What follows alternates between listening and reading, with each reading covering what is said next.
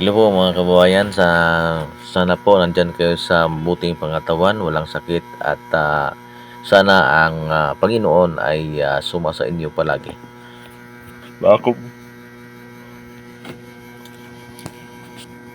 Mga kababayan,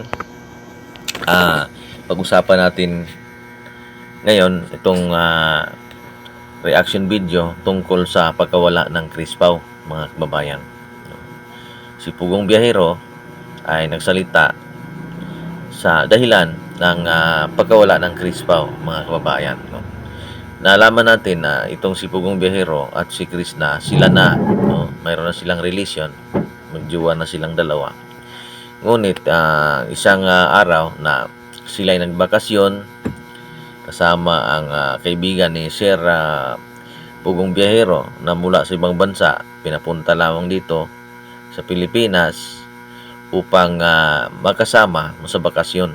Pero ayon po sinabi ni Sir Paul, hindi naman nilinaw niya na ngunit ito ang dahilan na may third party sa paglabuan ng pagkasundo nila ni Krishna at ni Sir Paul sa naturang ito. Ito ang reaction video ko, mga kababayan. Kasi ang kadalasan sa magjowa, minsan makalimutan ng isang babae o isang lalaki na siya ay mayroon ng karelasyon. Bagamat kung sa grupo, kung mayroon na kayo jowa sa grupo, example, wala yung jowa mo, so mayroon kang nakasama na isang lalaki or yung lalaki na yun nagkagusto sa iyo, dapat hindi mo makalimutan na may jowa ka na, no? So, at sana hindi mo makalimutan na may masasaktan ka anumang galaw. So, ganito ang mga pangyayari kasi, mga kababayan. Minsan ang mga babae hindi nila mapansin ang mga bagay na ganyan. Lalo-lalo na ngayon, may kamera, may video, no, kaliwat saan anong mga galaw mo, may mga video makikita, lalo na vlogger, no. So itong si Chris na nakalimutan niya na may jowa na siya, no? Mayroon na silang sinumpaan, nag-I love you na siya, nagmamahalan na sila ni Sir Pugong Biyahero. Siguro ito ang paraan din ng isang lalaki upang matest, no, masukat yung katibayan, no, sa isang babaeng jowa, kung siya ba'y hindi ba madala kung may isang lalaking magtangkang mangligaw kahit siya ay may relasyon na. So isang pagsubok yun bago pa magkaroon ng kasalan.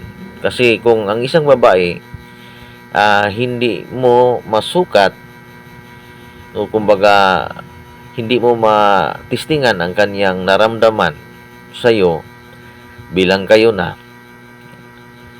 diyan pa lang sa wala pang kasal, diyan mo na matest kung ito bang babae na ito ay matibay ba sa akin, sa aming relasyon. So maaari po din susubukan ka ng jowa sa pamagitan ng isang lalaki upang matest kayo, kung matest kayo, masubukan kayo sa isang relasyon, no? Kung kayo ba'y magpaligaw pa or magkagusto pa ng isang lalaki kahit mayroon na kayong jowa, no? So yan ang aking nakita, mga kababayan, sa situation nila Sir Pugong Biyahero. No, itong video natin nakita na parang silang si Chris na wala silang parang si Chris na walang imik sa nakasama siya kasi sa video sa vlog ni Sir Pugong Biyahero. Itong video yung pinakita natin, si Chris na hindi masaya kasi naguguluhan siya kanyang isip Kasi si Pugong Biyahero may sinasabi na third party, no? Dahil sa isang lalaki. So may nakita akong video na mayroong in-invite si Sir Paul na kaibigan na isa sa labas ng bansa umuwi, nakasama sa isang ah, bakasyon. No? So, ganun ang dahilan na pagkatapos noon na pag-uwi nila sabi ni Sir Paul, pag-uwi nila sa Davao, pauwiin si Krishna kahit 2 weeks lang sa kanilang bahay, sa kanilang lugar, upang makaisip-isip o magka-relax, or sa isip ni Sir Paul, nais niyang magpahinga ang kanyang isipan dahil sa pangyaring ganon. Kahit sino ng lalaki naman, kung may plano ka na isang babae na minamahal mo siya at sinasagot ka ng isang babae, kung makita mo ng isang babae ay parang magkagusto rin sa isang lalaki, no? Lalo na't kung gwapo ang isang lalaki. Pagkatapos ang mga action mo, nagkagusto ka ng isang lalaki sa isang lalaki na nakasama mo, nakuna ng video, o ganon. At saka hindi mo lang iniisip na ang jowa mo nakatingin or nakapanood sa video, yun, malaking impact yun sa relasyon. Magkaroong hindi pagkaunawaan at magkaroong pagtatampuhan. Ganon. So, hindi maiwasan yan dahil tao lang tayo, no? Marunong tayong masaktan, marunong din tayong masaya, no? Sumaya, no? Ganon ang nangyari. So, dahil sa pag-unawa, siguro na unawaan ni Sir Paul na ganon nangyari. Nais niya na marisolba pa ang lahat. Pero, ang mga bagay na yun, kung isang pagsubok lang, maaari naman sigurong pag-usapan, huwag nang gawin yun, huwag na ulitin yun, ganon. Kung mayroong magtangka na gwapo pa naman, huwag ka nang magbigay attention, or huwag mo siyang pagbigyan na ang lalaking, huwag mong pagbigyan na magkausap pa kayong dalawa na kayo lang, or maging sweet kayo na kayo lang, or makagusto ka sa isang lalaki yun dahil gwapo kahit may jowa ka, or wala ang jowa mong lalaki, hindi nakapanood pero may video, makikita naman niya yun. So yan ang problema, sa mga kababihan, nais ko lang maipayo na kung kayo may jowa na at mayroon na kayong sinumpaan, huwag na kayong magpaligaw ng isang lalaki. Huwag na kayong mag-cheat. O, cheater ang tawag niyan na kayo pa ay tumatanggap pa ng mangliligaw, ganon. Sumasama pa kayo pag may invitation na lumabas kayo, ganon. So, masama yan sa isang lalaki. Kung may balak ang isang babae, no, lahat naman, marami naman tayong mga subscriber na kinig na kung may balak kayong tumanggap pa ng isang magliligaw, maaari po sigurong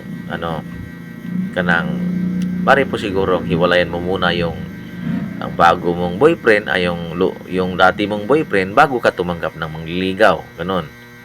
Or sasama sa kanya na kayong dalawa lang, ganon. Kasi hindi po maganda yan sa relasyon na, kasi kung sakali mag-asawa na kayo, kung kasal na kayo, kung yan ang ugali mo, magulo ang buhay, mga kababayan. Magkaanak na kayo, pagkatapos hindi ka pala mapaniwala ang babae. You are not trusted. So ang babae hindi trusted. So tungkol sa relasyon. Yan ang dahilan na hindi maganda ang takbo ng pamilya. So, payo ko lang ni Krishna, hindi naman ako basher ni Krishna, pero ito lang ang maipayo ko na kung may relasyon si Pugong Biyahero, totoo naman ang kanyang nararamdaman at mayroon na kayong relasyon. Kung sakali man ang problemang itong Chris Pao, dahil totoo na ito, hindi naman ito teleserye, kung marisolba pa ito, na sana huwag nang maulit yun, na ganon, na mapigilan naman yan kung talagang mahal mo ang isang lalaki, si Pugong Biyahero. hindi na tumatanggap ng manliligaw at hindi na kailangang makipag-usap ka pa ng isang lalaki na kayo-kayo lang dalawa doon sa malayo, doon sa ano. O hindi na dapat gawin 'yan kasi hindi 'yan katanggap-tanggap ng isang lalaking boyfriend, no. Dahil hindi ka masaligan, mapaniwalaan, you're not trusted. So maraming salamat mga kababayan, hanggang sa muli po. God bless.